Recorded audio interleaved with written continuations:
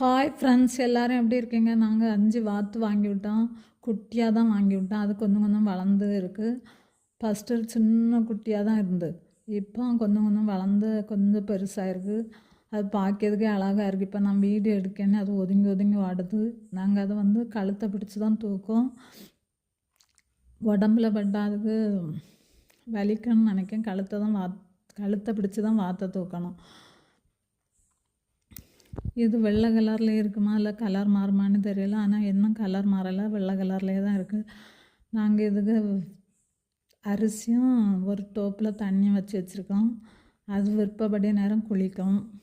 இப்போ நாங்கள் வீடியோ எடுக்கோன்னே ஒளிச்சு ஓடி சுவரில் போய் ஒளிஞ்சு நிற்கு. அதுக்காக விருப்பப்பட்ட நாய் தான் குளிக்கும். சரி, குளிக்கிறத ஒரு வீடியோ எடுத்துடலான்னா அது அந்த டோப்பு பக்கமே போகலை. அதுக்கு பசி எடுக்க நேரம் அரிசி சாப்பிட்டுட்டு அதில் குளிச்சுட்டு நீந்தியதை பார்க்கறதுக்கு அவ்வளோ கண்குளராக காட்சியாக இருக்கும். ஒரு மனசுக்கு ரிலாக்ஸாக இருக்கும் அதை பார்க்கறதுக்கு. அதான் ஒன்றை விட்டு ஒன்று பிரியவே செய்யாது.